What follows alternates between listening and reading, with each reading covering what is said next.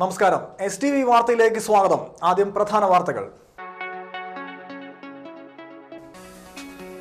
സർക്കാർ ഫണ്ട് നൽകാമെന്ന് ഉറപ്പു നൽകി. മുനയം ഫണ്ടിനായി തുടങ്ങിയ നിരാഹാര സമരം ഗീതാ ഗോപി MLA അവസാനിപ്പിച്ചു.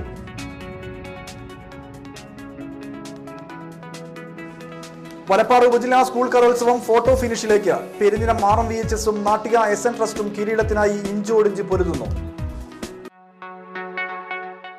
വിശദമായ വാർത്തകളിലേക്ക്. മുനയം ഫണ്ട് നിർമ്മിക്കുന്നതിനുള്ള അധിക തുക ഉടനെ അനുവദിക്കാമെന്ന് ഇറിഗേഷൻ വകുപ്പിന്റെ ഉറപ്പിന്മേൽ ഗീതാ ഗോപി MLA തുടങ്ങിയ അനിശ്ചിതകാല നിരാഹാര സമരം അവസാനിപ്പിച്ചു. തോമസ് ഉണ്ണിയാടൻ MLA ഇറിഗേഷൻ വകുപ്പുമായി ബന്ധപ്പെട്ടാണ് സർക്കാരിൽ നിന്ന് ഉറപ്പ് നേടിയെടുത്തത്. ഇതോടെ ഗീതാ ഗോപി MLAയും ജനപ്രതിനിധികളും സമരം അവസാനിപ്പിക്കുകയായിരുന്നു.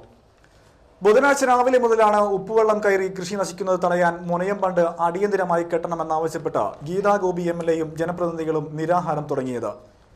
കനോലി പുഴയിലൂടെ കയറുന്ന ഉപ്പുവെള്ളം കരുവന്നൂർ പുഴ കൂടി കോലോത്തുംപാടം, ചാളൂർ, പുള്ള് പ്രദേശങ്ങളിൽ കയറി കൃഷി നശിപ്പിക്കും. ഇതിനെ അടിയന്തരമായി തടയുന്നതിനായാണ് മുനയത്ത് ബണ്ട് കെട്ടണമെന്ന് ആവശ്യപ്പെട്ടത്. മുൻകാലങ്ങളിൽ ചാളൂർ സ്വദേശിയായ ജോസ് ആയിരുന്നു കരാറെടുത്തിരുന്നത്. എന്നാൽ സർക്കാരിൽ നിന്ന് സമയത്തിന് ബില്ലുകൾ മാറിക്കിട്ടാത്തതുമൂലം അദ്ദേഹം കടക്കണിയിലായി. ഇതിനുശേഷം ചാലക്കുടി സ്വദേശി ടോജോയാണ് കരാറെടുത്തത്. സർക്കാർ നിശ്ചയിച്ച റേറ്റിൽ നിന്നും 55% ഉയർത്തി തരണമെന്ന് അദ്ദേഹം ഗീതാ ഗോപി MLAയോട് ആവശ്യപ്പെടുകയായിരുന്നു.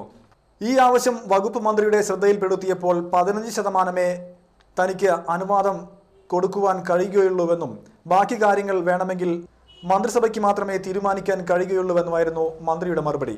ഇതോടെയാണ് ഗീതാ ഗോപി MLAയുടെ നേതൃത്വത്തിൽ അനിശ്ചിതകാല നിരാഹാര സമരം ആരംഭിക്കുന്നത്. Anthikad block panchayat president TB Shaji, panchayat പ്രസിഡന്റുമാരായ PR സുശീല, മണി ശശി, ഗീതാദേവ്, ഷീജ പവിത്രൻ, ജില്ലാ പഞ്ചായത്ത് അംഗങ്ങളായ KK ശ്രീനിവാസൻ, ഷീല വിജയകുമാർ എന്നിവരാണ് നിരാഹാരമിരുന്നത്. മുനയം ഫണ്ടിന് സമീപത്ത് നടന്ന ഉപവാസ സമരത്തിന്റെ ഉദ്ഘാടനം അഡ്വക്കേറ്റ് VS സുനിൽകുമാർ MLA നിർവഹിച്ചു. PR വർഗീസ് മാസ്റ്റർ അധ്യക്ഷനായിരുന്നു. KK കൊച്ചു മുഹമ്മദ്, സിദ്ധൻ പറയങ്ങാട്ടിൽ, AS ദിനകരൻ, AS മുരളീധരൻ തുടങ്ങിയവരും സംസാരിച്ചു. കയ്പമംഗലം 15-ാം വാർഡിൽ ജനങ്ങൾക്ക് ഉപകാരപ്രദമായ മരപ്പാലം തകർന്നു. ഇതോടെ 12ഓളം കുടുംബങ്ങൾ ദുരിതത്തിലായി. കയ്പമംഗലം 15-ാം വാർഡിൽ 3 പീടിക ബീച്ചിൽ അറപ്പത്തോടിന് കുറുകെയുള്ള പാലമാണ് കഴിഞ്ഞ ദിവസം തകർന്നത്. 10 വർഷം മുമ്പ് ഇവിടെ കോൺക്രീറ്റ് പാലമായിരുന്നു ഉണ്ടായിരുന്നത്. ഇത് തകർന്നതോടെയാണ് പഞ്ചായത്ത് മരപ്പാലം കെട്ടിയത്. 10 വർഷത്തിനുള്ളിൽ 3 തവണ മരപ്പാലം കെട്ടിയിരുന്നു. ഈ പാലം ഈ പ്രദേശത്തെ 12ഓളം കുടുംബങ്ങൾക്ക് ദേശീയപാതയിലേക്ക് എത്തുന്നതിനുള്ള എളുപ്പവഴിയായിരുന്നു. പാലം തകർന്നതോടെ ഇവർ ദുരിതത്തിലായിരിക്കുകയാണ്.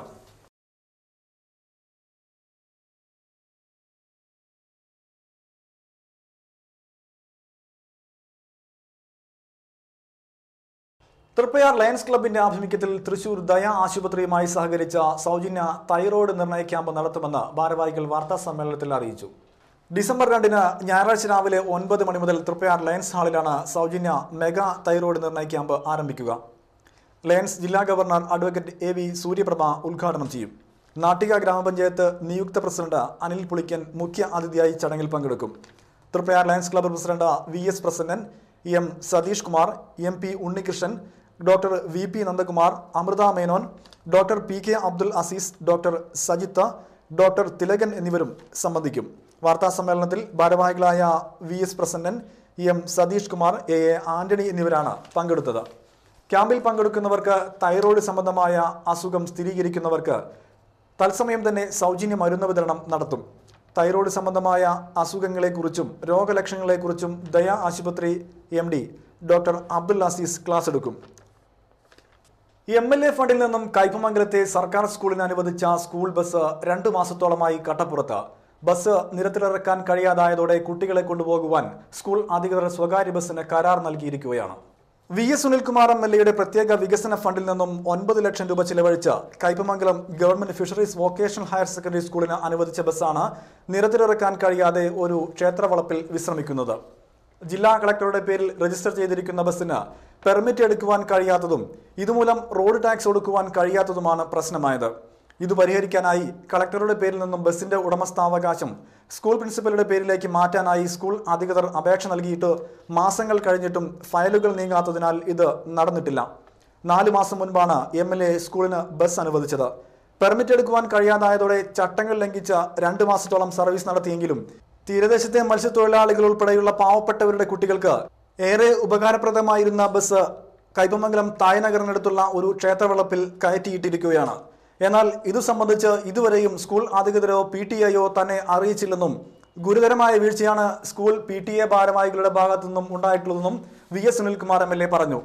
ആദ്യമായാണ് തന്റെ മണ്ഡലത്തിൽ ഒരു സ്കൂളിന് ബസ് അനുവദിച്ചതെന്നും അടുത്ത വർഷം മറ്റു സ്കൂളുകൾക്ക് ലഭിക്കേണ്ട ബസ് പദ്ധതികൾക്ക് ഇത് പ്രതികൂലമായി ബാധിക്കുമെന്നും MLA പറഞ്ഞു. എൻ്റെ ആദ്യത്തെ ഫണ്ടിൽ നിന്ന് അനുവദിച്ച 9 ലക്ഷത്തിൽ ചില്ലാൻ അനുവദിച്ചുകൊണ്ടാണ് ആ ബസ് അവിടെ വന്നിരിക്കുന്നത്. ബസ്സിൻ്റെ ഉദ്ഘാടനം കഴിഞ്ഞ് 3-4 മാസം കഴിഞ്ഞിരിക്കുകയാണ്. ആ ബസ് ഇങ്ങനെ ഓടാതിരിക്കുന്നു എന്ന കാര്യം അവിടുത്തെ PTA കമ്മിറ്റിയോ ബന്ധപ്പെട്ട HMO ഇത് ഫണ്ട് അനുവദിച്ച് ഈ ബസ് അനുവദിച്ച MLA എന്നവരിൽ എൻ്റെ അടുത്ത് ശ്രദ്ധയിൽപ്പെടുത്തിയിട്ടില്ല. അത് വളരെ ഗുരുതരമായൊരു തെറ്റാണ്.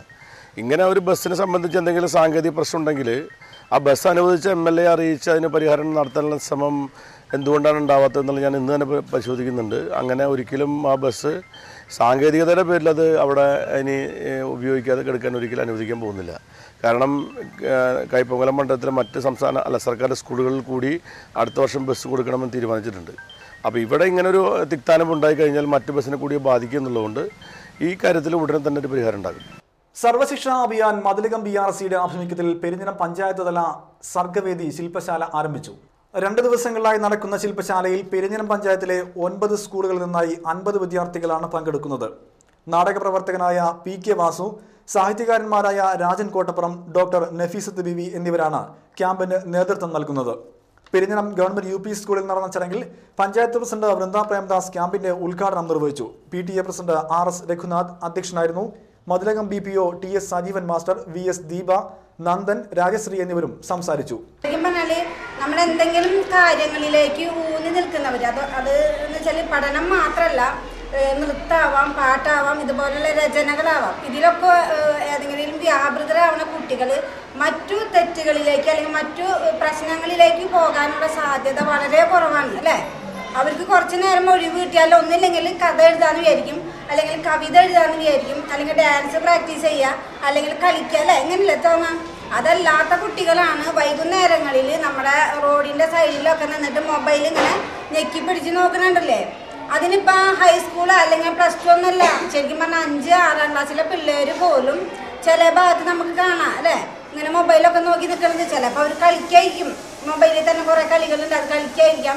എന്നിരുന്നാലും അങ്ങനെയൊന്നും നിൽക്കാതെ നല്ല മക്കളായിട്ട് നിങ്ങൾ മാറിയിട്ടുണ്ട് അല്ലേ. മത്സ്യത്തൊഴിലാളികളുടെയും അനുബന്ധ തൊഴിലാളികളുടെയും ക്ഷേമം സംബന്ധിച്ച് കേരള നിയമസഭയുടെ സിറ്റിംഗ് നാട്ടിക ഗ്രാമപഞ്ചായത്ത് ഹാളിൽ ഈ മാസം 29-ന് രാവിലെ 10:30 നടക്കുമെന്ന് ഗീതാ ഗോപി MLA അറിയിച്ചു. മത്സ്യത്തൊഴിലാളി ക്ഷേമം സംബന്ധിച്ച് സമിതിയുടെ പ്രവർത്തന പരിധിയിൽ വരുന്ന വിഷയങ്ങളിൽ പൊതുജനങ്ങളിൽ നിന്ന് രേഖാമൂലം പരാതി സ്വീകരിക്കും. മത്സ്യത്തൊഴിലാളി മേഖലയും സുനാമി കോളനിയും ഗവൺമെന്റ് ഫിഷറീസ് സ്കൂൾ എന്നീ സ്ഥലങ്ങളും സമിതി സന്ദർശിക്കും. ഇടവേളയ്ക്ക് ശേഷം വാർത്തകൾ തുടരും.